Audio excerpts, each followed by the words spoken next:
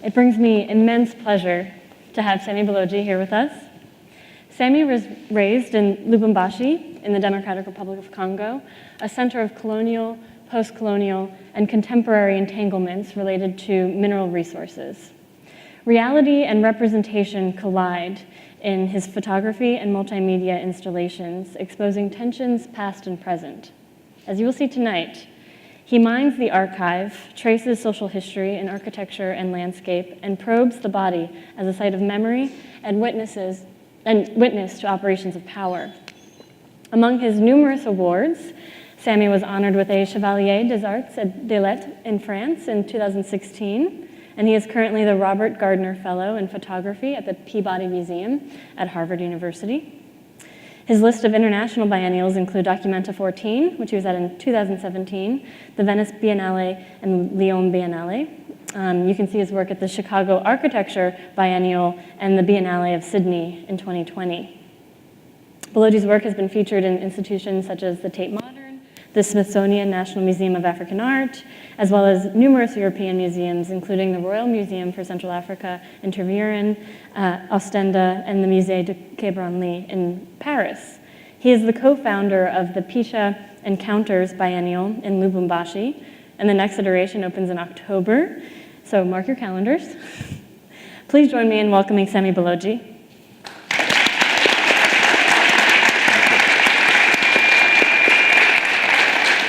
Sammy, thank you so much for being here. Thank you so much. Yeah. So the VMFA had the great privilege of acquiring 4 of your photomontages from the Memoir series in 2017, adding to one that was acquired in 2013.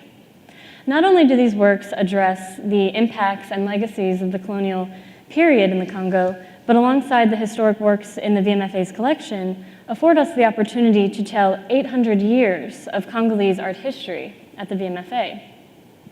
Indeed, these pots that you see here are from the Katanga region, which is where Lubumbashi is located, and we'll talk more about that throughout the conversation. I hope you've all had a chance to see Sammy's work in the exhibition History from Below the Mountain, which is on view in the African Permanent Galleries. If you haven't, the museum is, of course, open until 9 tonight. And that's just an installation view there.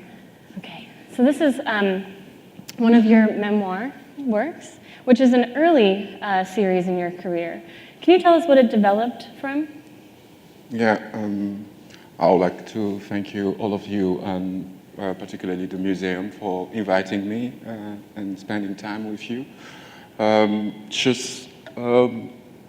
Concerning this project, I started to work as a photographer, as a documentary photographer for the French Cultural Center in Lubumbashi. And with the director, we had this mission or an interest on the colonial legacy in terms of architecture and industrial area and the mining in a way, particularly. So I started to take pictures in order to document the colonial architecture and, of course, also the mining area landscape and all these buildings that were, in a way, traces of the colonial system. But one of the things that happened to me by working as a documentary photographer was a way of taking a distance between a kind of objectivity by taking a distance between how I can take a photograph of the building or even of the landscape without any emotion in a way, but it's really this idea of to represent something as it is or as it looks to me when I'm there. But there was, at the same time, something happening quite, I won't say that interesting, but I was asking myself, really, stories behind those buildings or even the mining area because it was abandoned. I would say it was in 2003 and 4 that I was doing that work. But we should know that in 1990 there was a crisis period happening in Congo because of the fact that from 65 to 1997 we had a dictatorial regime with Mobutu, and he was in control of the country for like 32 years. And that was also during the Cold War period. And Congo was a strategic place because of the uranium that was used for the atomic bomb. It was coming from Katanga, so the province where I was born. So it was quite important to keep, for the American state, it was really important to keep Congo under the control of the United States and against the Soviet and communist world in a way. So for 32 years, Mobutu was supported by the United States in a way. But in 1990, when the Cold War ends, so he wasn't really important as a president because it was era of democracy that was coming in a way. And suddenly we had also an opposition coming to light and trying to reclaim also a kind of democracy and getting the voice, because most of the politicians during the 32 years were in prison or other were in exile, but in 19 most of them came and started to fight in a way. But so we went in a kind of crisis period for like 7 years because it was like a transition, and everything I would say fall apart in terms of it was an economical crisis. It was also a political crisis in a way. So in 2004, while I was working in those mining areas, it was in a way abandoned. So.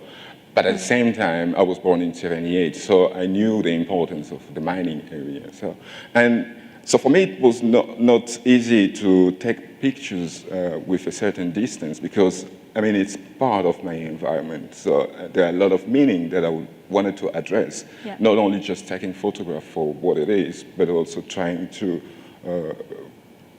recognize myself and to work. So what happened is that while walking and taking photographs of those landscapes, those abandoned mining areas. So I came to the Relation Public Service, and I mean, there was a guard who went with me in the, because I wanted to see if there are photographs of that place, just in order to get more sense of how some places or some storage were used for which purpose. So I wanted to get, archival material. So I found a guard who went with me in the public service, and there I discovered a photograph of the colonial period. And from that moment, another thing is that while going to school, I didn't learn about the colonial period. So it started from '60 when we were independent. I think Mobutu tried also to create this notion of authenticity and also this idea of not really dealing with the Belgian and the colonial system because it belongs to the past. So there was really a kind of disruption between Belgium and Congo. And even at school, we didn't really learn. I mean, we were at least learning about the pre-colonial kingdoms or empires, but not really about the colonial. So while discovering those photographs, I started really to understand also. I started to, try to fill the gap, like my proper memory. Things that I didn't learn. So what I started to do is not creating a sort of distance, but creating a work that can also integrate my personal questions about the environment, about the history, and about also the failure of the government, actually, and trying to mix all those times together in a way by not creating a sort of an objective image or an objective image, but it's really subjective. So it's fragmented, as my memory is also fragmented. And that's why I call the series Mémoire. Right, and why do you think, why did you choose photomontage as that medium to bring together these fragments, the photographs that you were taking? I mean, it's actually was, I was working as a photographer, you know. I know, I mean, and you know it better. Before photography, I was working as a comic book. I was drawing, and I was drawing comic books. So I moved to photography just because, again, there were few documentation about of the environment of buildings, and this is also how I moved to photography in order to document and to use photography as a data that I can use for my comic books. But for that, I wanted to learn from a professional photographer who was actually a studio photographer. And I started to develop also films myself while being an assistant of the professional photographer.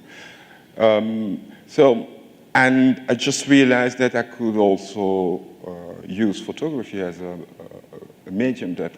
And this was also under the crisis period, without knowing that outside, there is an art world and there's a strong community, or photography can play an important role in terms of, human rights, or like claiming, So when I started to work with photography, for me, I was really trying to experiment and trying to create my proper narrative. Because I would say, while going to at school, in Lubumbashi we learn French, so French is the official language. And then we have also Swahili, but Swahili, it was introduced in Katanga, in 1920. So it's not really an indigenous, language. It comes from the east of Africa, and it was also used in the trade, slave trade between Arabic word and English, and also. So in Swahili, you have different elements coming from Bantu's languages and English words. You were saying picha, so picha means picture. It comes from picture, for example, what I was saying. So. But the way that Swahili was introduced in Katanga, it was introduced as a vocabulary that could help, like, workers and also colonial administrator to rule the city, but also to rule, in a way, the mining production. And so it's not a proper language in which you can think and write normally, So for me, I was also struggling with what is the language that belongs to me, and I think that the reason that I went to photography is also about that, because I like this idea that it's polysemic, so you can have different angles and different perspectives, but it's also something that it can be. I'm not really.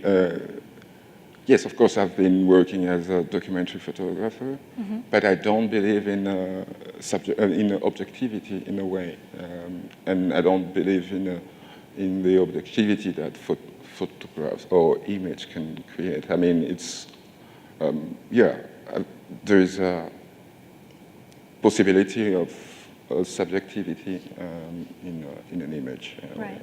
Right, there's always a framing device or context that comes from there is the always a choice, there is always a frame that you're creating, there's always a selection that you're doing after, you know, so. Right, can you actually speak, speaking of framing, the images for Memoir, you can see that there are seams in many of the photomontages. What are those?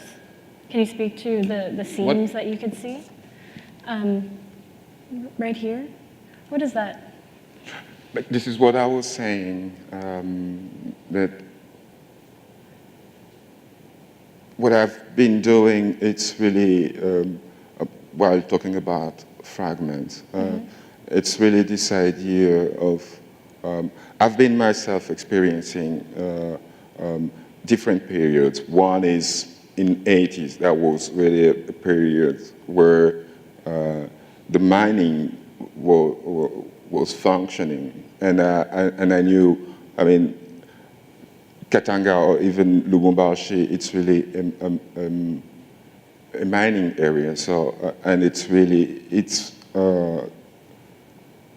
on the social level, it's really fragmented in sort of that you have workers' camp, you have people who are working for the mining area, and there were like two really big companies. One is the mining company, and the other one, which is called GECAMIN, and under the colonial periods, it was called UMHK. And you have also the second company. It's the railway company that was really important in terms of transport of mineral resources that was going to in South Africa, you know. So those were the main companies that were also like creating a social life in a way. And beside those two companies, and like the UHK or even GECAMIN had, I mean, in '86, for example, they had 22,000 workers. So if you add also families that they had, so it's like a huge amount of families in a way. And then you had also a private sector. My parents were, for example, selling rice to the company, so they were in the private sector. So you had really this.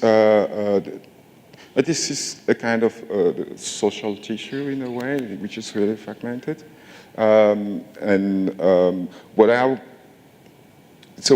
'80s, it was really interesting to see how, everything was really depending on the mining company. So, and then I saw also how everything collapsed with what we all know about, due to the corruptions that happened at the end of I would say all the reign of Mobutu. I mean, there were a lot of things that was not working well. And end of '80, I came to this period where everything collapsed, and then we went to this crisis, political, period from '90 to '97. Right. So I was really interested while taking photographs. It's all those memories, all those elements that I've been going through, and the fact of discovering also archival material. So it's not possible to make a sort of linear narrative in a way. So it's about fragments, So, and while doing a collage, I didn't want to hide this idea of I'm creating a sort of fiction, or I'm creating a sort of, creating a new landscape, I mean, while showing, for example, those photographs in Lubumbashi, people recognize themselves, even though it's different spaces put together. I mean, those buildings are quite familiar for most of the people in a way. So by bringing together, on the background where you have color images, and in front you have archival black and white photographs that I've found in the mining area. The idea is really to create a confrontation between creating landscape, but also archival. Right, so not only are you bringing together figures from the archival photographs, but you're weaving together discontinuous photographs of the landscape to create this new landscape. I don't understand what? you take discontinuous photographs of the landscape to create this new landscape. Yeah. So we have, right, just two discontinuous images. The thing is also with the archival material, one of the things is, even though that I was born in Lubumbashi, my parents are originally from another province, which is Kasai actually, and they are Luba. But for example, in Lubumbashi and in the mining area, which is mostly a Luba land and also Lamba communities that are there. But in the mining area, most of the people who were working there were taken from outside the Katanga province in a way. So most of the people, most of the workers, or most of the people that you can see in those photographs, and even the women, and they were both like slaves in a way from Rwanda or Rhodesia or even Kasai, and they were put in those camps that which is actually was considered to be it was considered to be a place which is under the colonial administration and not under the traditional administration or system in a way. So in French, they were calling it centre extra-coutumier, so it means that it's out of control of the tradition. The customary law. In a way. So, and this centre extra-coutumier became later what we have as a city today, and I think we're going to talk about it also later. So, in a way, the city is constructed by people that are coming from outside, even the workers, even So it's not something that has been created by autochthone in a way. So for me, in decontextualizing also this archival material, it's really looking at the system in a way, or really dealing with the human being level in terms of how it's not about ethnies, because what also the colonial system did is to divide communities, to really create this notion of belonging to a certain ethnies and to really, it's just divide communities in order to, to rule, impose and to control in a way. And we still, for example, even today, defining ourselves after a clan or after a tribe or after an ethnic, but not thinking about the nation. But nation is also another thing that we can talk about. But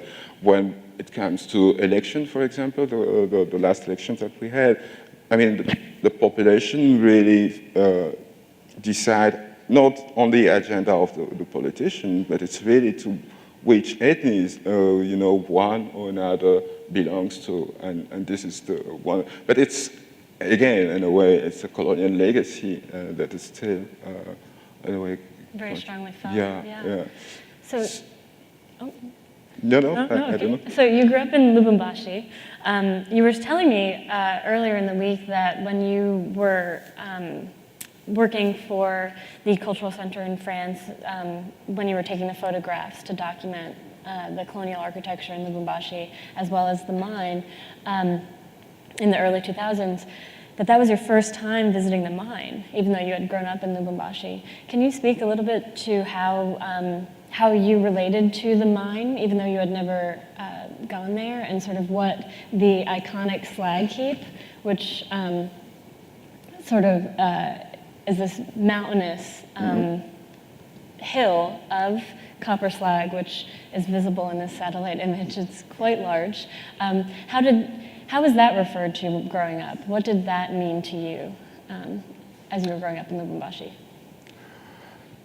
I mean, as I said, my parents were from a private sector, and I went in a Catholic school, primarily. So and my first time to enter into this area, into this mining area, it happened, of course, in 2003 and 2004. But still, as I was saying, is that I had friends, and the fact that, there were those cultural centers, and there were also like sports spaces where we could meet with friends or families that were like working for the mining. So, and of course, we knew the importance on the economical level of the mining in a way, and also the life. The day life was in a way structured by a certain rhythm imposed by the mining industry in a way, because you could have, and then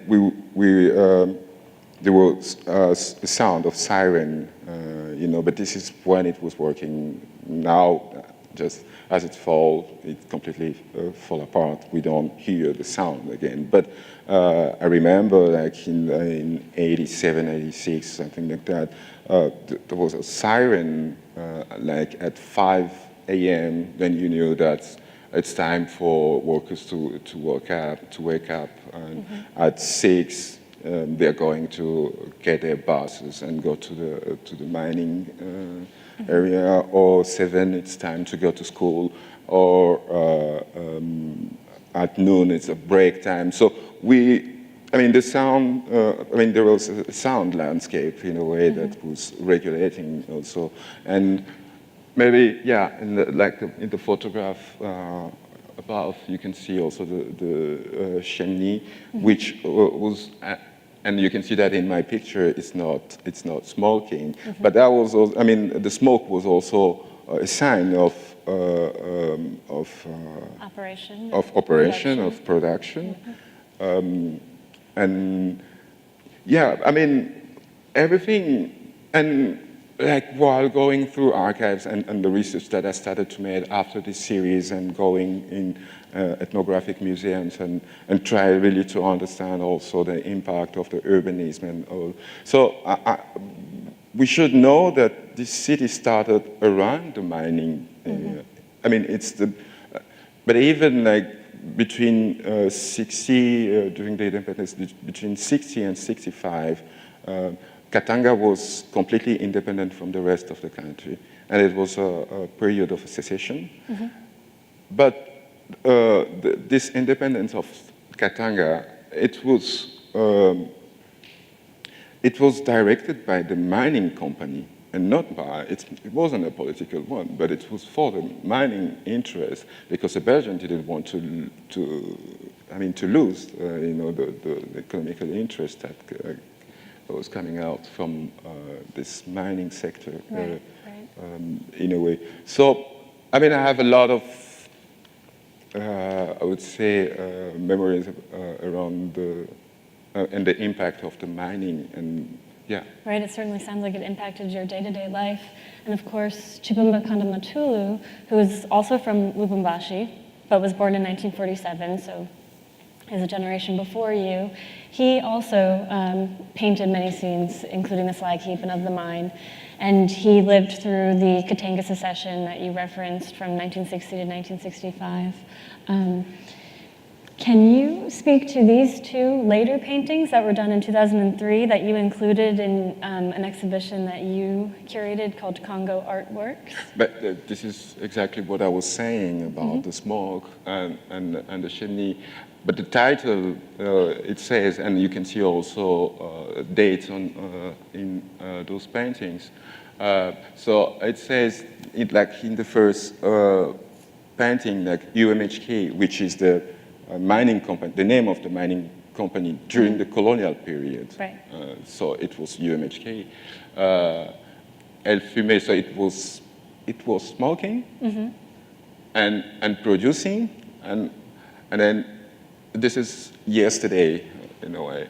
And the second one is Jekanin, which is the name of the mining company after independence and during the Mobutu's regime. Right. And it says from 1960 to 2003, And it says, elle ne fume pas et ne produit plus. So it doesn't smoke and it doesn't produce anymore Lubumbashi today. So it's really, and the symbols, I mean, the signs are quite important. You have the mining and also the hill that you were talking about. Yes.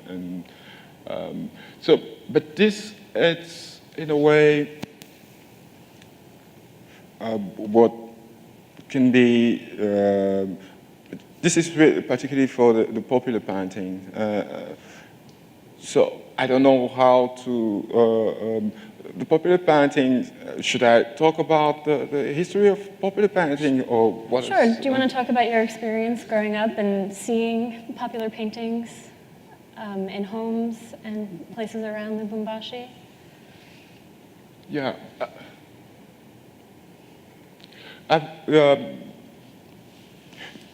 The popular painting started from people who were underprivileged during the colonial periods. Mm-hmm. And it was mainly, it started with those domestic who were going in the white city, working in white houses, and when coming back.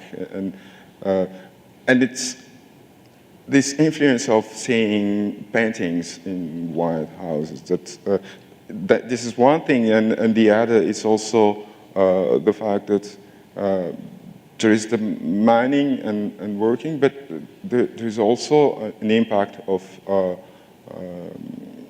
of missionaries also trying to Christianize local people and using also images.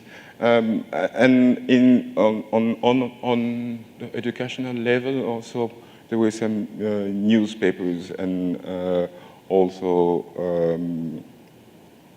I mean, images that were used in order to educate, in a way, those people who were living in the centre of centre extra-coutumier.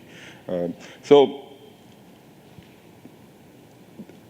I mean, in the indigenous area, city, which we will see maybe later, what was really interesting, while, as we can see in those photographs, I mean, in this photograph, no, the previous one, but these are photographs that were taken by a press that was used for propaganda during the colonial period. So it was a sort of control of how black started to be civilized and could also keep their houses clean. And it's a sort of mise en scène that they were taking. And those types of family were receiving also prizes at the end of the month of the year, where they were like selecting which is the good, family which is taking care of. So those images were used also in order to, as a propaganda in Europe, or in order to save the image of the colonial system, because there was also a scandal that happened during the Leopold periods before 1908, you know, and and I mean, the reason why Leopold lost also Congo, it was because there was this scandal about those workers who were producing rubber for the world market, had hands cut for paying taxes and all.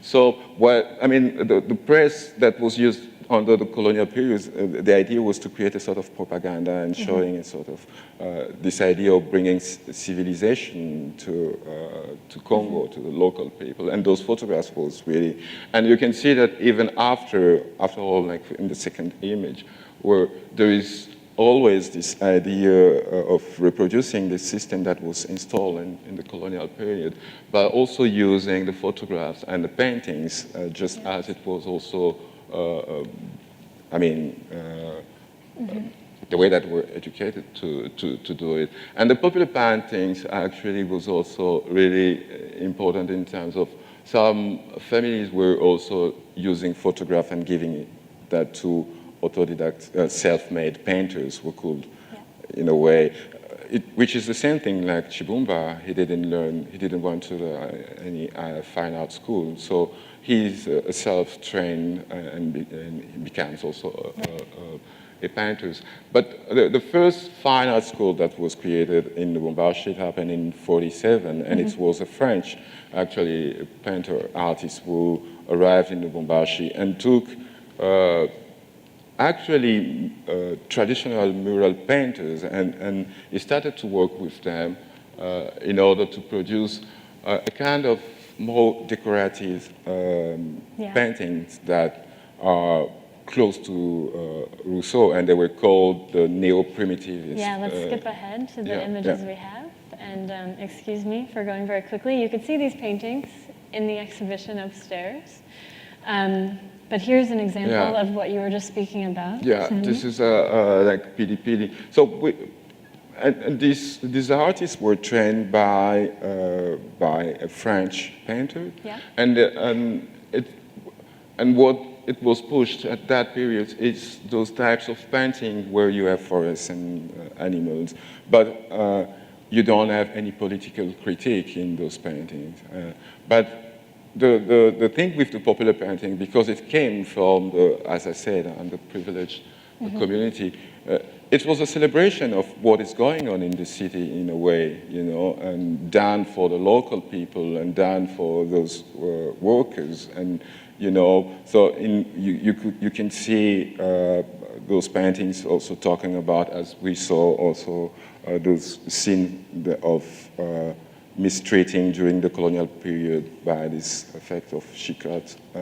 Or, I mean, there are a lot of scenes of day life or even reappropriation of colonial, even the pre-colonial period in those paintings, because it's a celebration of life in a city, you know, but at the same time it's a colonial city, so it's quite ambiguous. And it has also a background of a sort of moral value related to the religion, to the Christianism, and also this. It's quite didactic also in a way, but it's really it brings a popular memory to light, and going through also historical events, just like the assassination of Lumumba.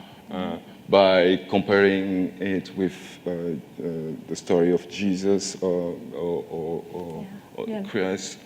So there are a lot of layers, a combination of different values that has been also introduced in those areas, because, you know, they were controlled in a way. So I don't know if No, that's very good. And just to forward again, so this, of course, is an example of art that would have been favored by the Mobutu administration because it was lacking in any sort of political content or critique, and it also harkens back to a pre-colonial time. Mobutu didn't want to address or acknowledge the Belgian colonial period. And so, as you mentioned, the Academy was influenced by French modernism, and you can sort of see some visual similarities with this painting by Henri Rousseau. But your next series after Mémoire, Congo Farwest, references another history of French painting in the Congo. Do you want to speak about your Congo Farwest series for a moment? Yes. But this project I started a few years after I did the Memoir series, and I was invited in Belgium to work with the archival material from the Ethnographic Museum, which is a museum where they have a huge collection coming from Congo that was also taken during the colonial period. The museum was founded by Leopold. One thing is that when I discovered the archival material, and I started in Lubumbashi, I started also to be interested to really understand how the city was built in a way. So while in residency at Tervuren Museum, I was really interested to kind of look at if I could find information about previous expeditions that, in a way, created borders in the Katanga province, you know. So I came to one of the colonial expedition that happened in 1890. Yeah. It was, a scientific expedition and a colonial one done by a captain called Charles Lemaire. So there were, in the expedition, there were different scientists, those who were interested in discovering mineral resources that were in in Congo. And there were also a photographer who supposed, his name is Michel, he was there to document also all the expedition. And at that period, of course, photography was quite considered to be more objective and used beside, scientific research, because, in a way, it was considered to be objective. So what happened in that expedition particularly, it's the fact that there was also a painter who decided who convinced in Belgium it's called Département d'Outre-mer. So Outre-mer, it means, I don't know, but it's a department that was actually financing research expeditions. So what happened with Dardenne is, the painter, he convinced all the team to join the expedition because he was saying that for him, photography is not objective because it's only producing images in black and white, so it's not a reality that it's present in a way. And he says that with his paintings, his color, in a way, he could bring something that is missing in photographs, in photography, in a way. And he joined the group. So I was going through the two documentations. One is it's a photographic one, and the other is paintings of Dardenne. And I was reading what Dardenne was writing while painting or while traveling. When he was talking about light and talking about the landscape, talking about people that he was, there was always this idea of comparison between the place where he was coming from. There is this kind of back and forth between where he's coming from and how, from his perspective, he can, a sort of subjectivity in a way, which is the same thing that I also discovered, like in photography itself, also by the so-called ethnographic images or photographs, which is also a sort of mise-en-scène. So I thought it's really interesting to just also create distinctions between those two mediums, which at the end are both subjective, as the expedition could be also, as as the colonial system, I would say, as an utopia in a way, while,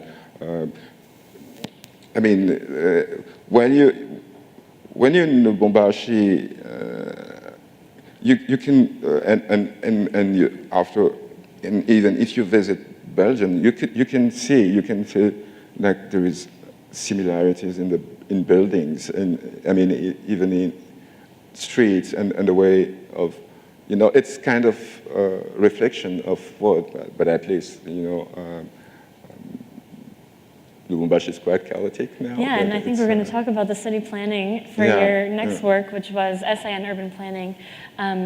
These are just so fabulous because they are bringing together the watercolor and these ethnographic photographs, bringing together these two types of documentation that are meant to be, or presented as objective, But as you mentioned, you have a staged photograph of the people, and there's a subjectivity to the interpretation of the landscape, of course. So both of these are very subjective forms of representation, not objective presentations of reality. And that, I think, relates to the planning, the city planning of Lubumbashi as well, which this work, Essay on Urban Planning, that we'll speak about briefly before opening up to questions from the audience, deals with human relations within the space of the city. Can you speak to the map that's on screen now? And yeah. So I think I came to information or materials around the urbanism because of the fact, again, as I said before, I was working with the director of the French Cultural Center, but not only this director, but I was also working with architects or historians who were interested in, talking or writing about the colonial architecture in Lubumbashi. Mm-hmm. So, and this is how I could, in a way, also walk around the city and taking photographs of different buildings. And so I came to those documents that were showing also the way that the city was conceived, in a way, and how it was segregated, in a way. So one of the things is that this is the plan of the Elisabethville. So Elisabethville is what it is now, Lubumbashi, but during the colonial period it was called Elisabethville. When I discovered this map, I was really interested because it really shows how the city was segregated. You can see the city on top. It's the European city that was created, and between and above it's Cité Albert down. Can I just So. So this was the main city, which was a European city, and between the white and the Cité Albert, which was the indigenous city, and I mean around here you have the mining area. I mean the mining company that we just the one that you showed, and between them you have the Greek community, which was being used as a zone tampon, so it's a zone between, between white and black. And then there was this neutral zone, as it's written here, zone neutre. So there was a sanitary corridor, in a way. It was considered to be a sanitary corridor that could create a sort of separation between different cultures.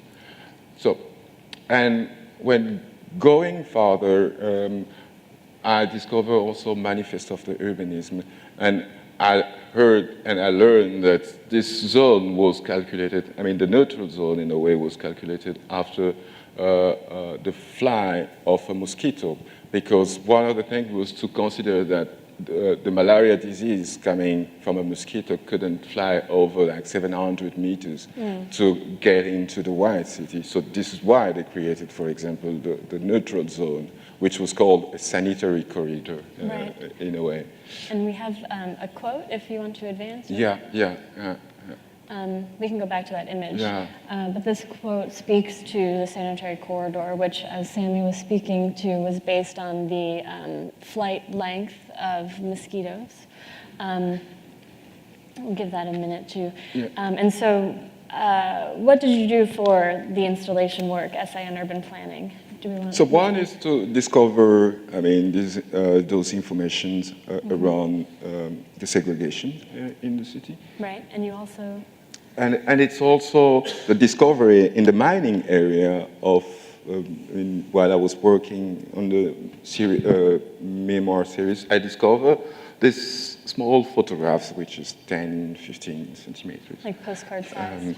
And one other thing is that on here, but it's written and in the caption here, but the pile here, it's a pile of flies, and you have like two black workers, and in the middle what it's written is like, flies brings by workers at the canteen for their daily food. So each workers, and for this sanitary reason, Yeah. the thing is that each worker had to bring 50 flies per day at the canteen in order to have his daily food. So when I discovered this photograph, I didn't know how to work with it, you know. But a few years later, I came across this, I went to the National Museum in Lubumbashi, Yeah. and I discovered in the entomology department the flies that were collected from 29, because the photograph is from 29, Yeah. the one that I just showed you.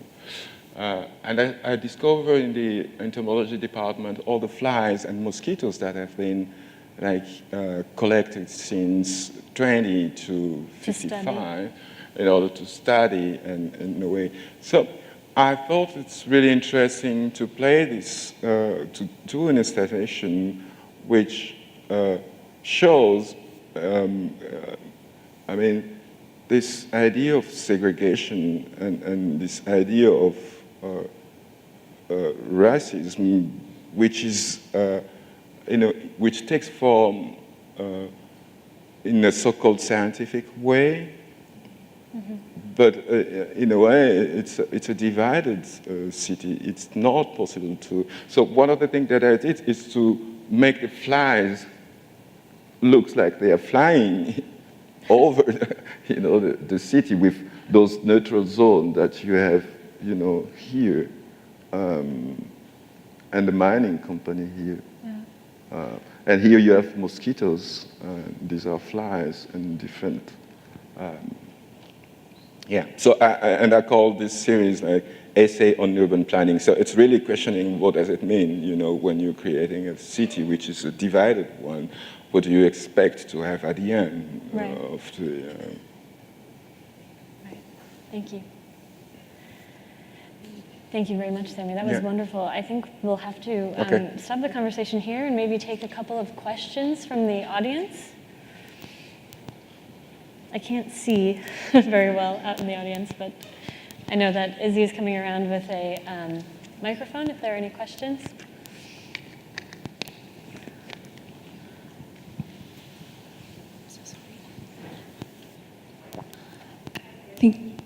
Thank you. That was fascinating.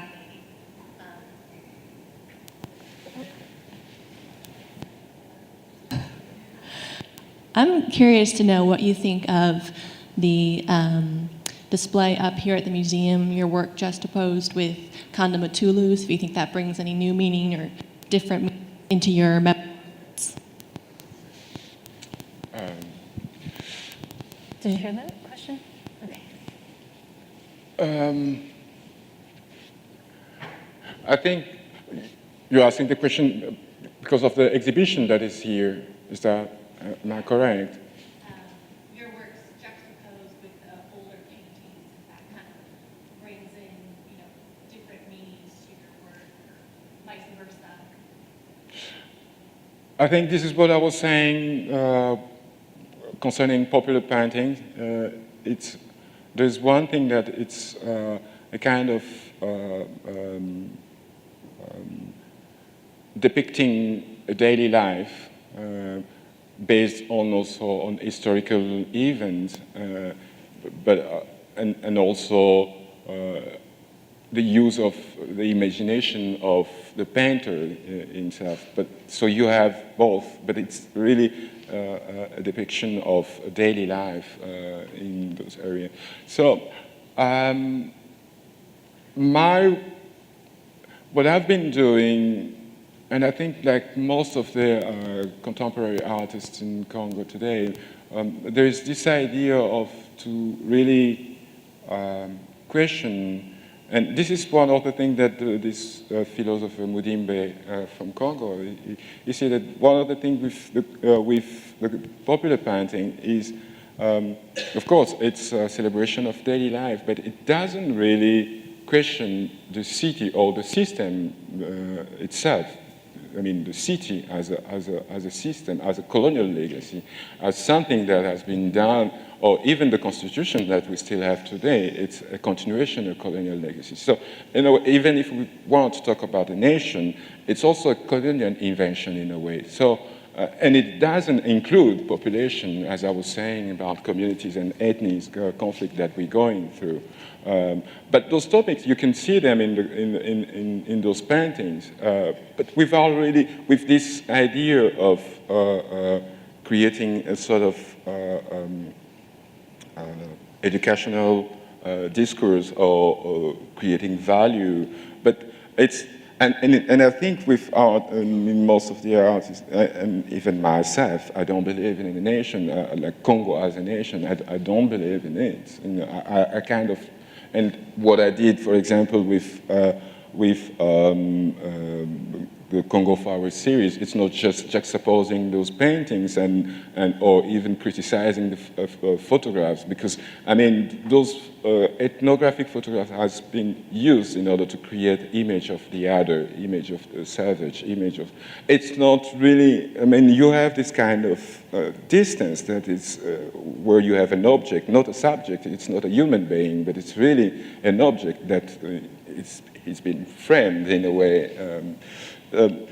So one of the things that I did with Congo Farwest is also not just juxtaposing those types of subjectivities that were used as a propaganda and the creation of the other, but it was also going through with archival materials in those areas and also questioning people if they have in their mind if also there was a transmission through generation of not with image, but through, you know, different, I would say, devices. If there is a sort of, I could find a sort of transmission of memory of that expedition and how the local people also experienced that expedition and what is the, so, and in that way, I'm trying to question even those borders because it's all about fiction, it's all about invention in a way. So for me, having my photographs besides, it's all, I would say it's, I mean, it's like Tshibumba and I, we are different generation. I've been co-curating an exhibition around a popular painting, and I came to the book, one of a notebook of Tshibumba while he was writing. He was referring himself, one of his heroes was really Lumumba, and one of the sentences that Lumumba, when he was arrested and he sent his letter to his wife, he was saying that, I believe that in the future that my people will write themselves their story, in a way. So in the notebook of Tshibumba, this is one of the first sentences that he was writing before starting to paint, in a way.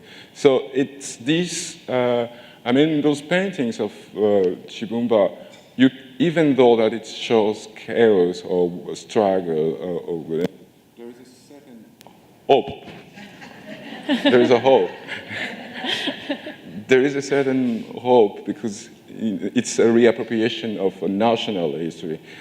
But, I mean, I was born in the Mobutu's period, and I've been seeing how politics is going. I don't believe in the politics that we have. So I don't have the same hope that Tshibumba had before, because even the Pan-Africanism, even the Lumumba, I mean, there's a failure in a way.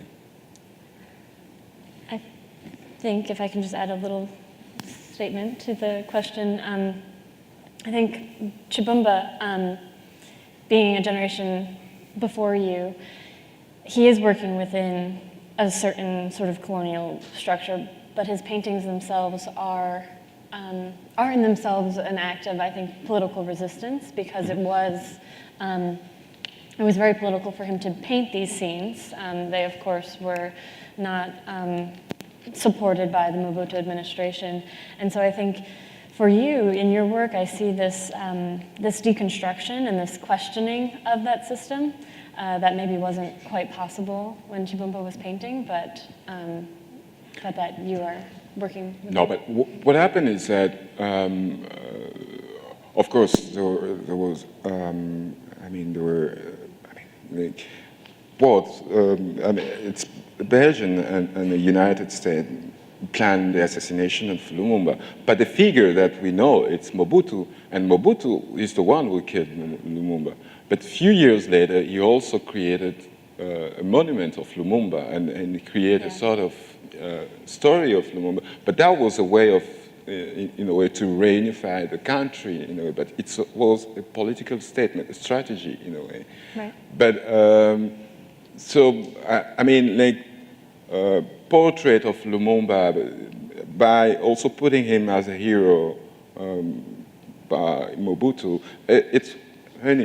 It was a way just to justify that the fact that, I mean, as I was saying, from 60 to 64, Katanga was independent, and we went. I mean, the Katanga was in secession against all of them, and the country reunified in '65. So, and Lumumba was a nationalist. So Lumumba was the one who wanted to keep the country as it was. So, I mean, the Mobutu system was to use Lumumba as a figure of reunification of the country. So even in popular painting, I mean, during the dictatorial regime, we had photographs of Lumumba circulating in a way. Right. So it wasn't a critique of Mobutu at all, you know. He used also that. No, yes, Mobutu present. But like in my work, I'm not. I would say like what have we, like people from my generation, what do we have as a legacy of Lumumba in terms of ruling? I mean, of course, we know the discourse that he did on the 30th of June during the independence period, but for how long did he create a sort of system? It didn't happen because 4 days after that he was arrested or he was running, you know. So I mean, if you go through I mean, from the Leopold period until now, there's no any period of I would say of evolution of peace, or it's all violence, you know, going on in a way, a cycle of violence in a way. So yeah, and that's why also in my work I'm trying also to challenge the time, because it's always about the colonial period, but I do believe that there was also a pre-colonial period, there was also a pre-colonial knowledge, a pre-colonial system, and the migrations that happened in the pre-colonial period is also interesting, more than the colonial system, which tend to stack, you know, and to create a sort of division and creating boxes. And we're still also dealing with those boxes even today with our own people in a way, by saying that we are independent and depending on the economical system which is imposed from the Western world in a way. Right. Thank you. Hi, thank you so much. It was just wonderful work and wonderful interview, both of you. And so you talked a bit just now about generational legacy between generations before you, both artistically and socially. And I've just wanted to ask you, the generation that's coming up now behind you, from an informed artistically and socially, what have you seen in the younger generation coming up behind you, how your art is informing from the area, and what's happening there as far artistically and socially to continue to share this legacy with us? I mean, in Lubumbashi, we don't have a fine art academy. One of the things is that Lubumbashi is 2,000 kilometers far from Kinshasa. Kinshasa is the capital. But we have a fine art academy in Kinshasa. But in Lubumbashi, what we have is 6 years of secondary school of fine art. So it's really young. I mean, young kids. Like they are 18 years when they're getting out of.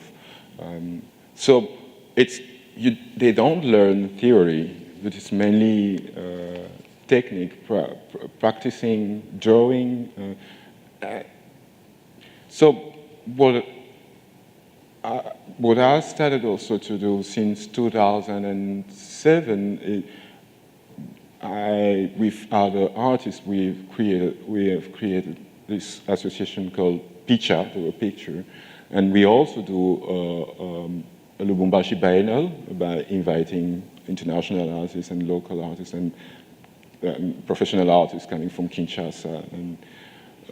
And the idea is also to train local artists and also to create a sort of platform where we can share knowledge and also start, because creating a school, we're not able to do that, and it must come from the state, but we don't have any support. I mean, even the biennial that we're doing, we don't have any support from the state. We have some donations from for people coming from the private sector, or foundation, or cultural centers that are interested in what we're doing. But this is, I mean, we thought that creating this type of platform, we could have also input or output coming in both ways, and a sort of training program that we can share. Please join me in thanking Sammy and Ashley.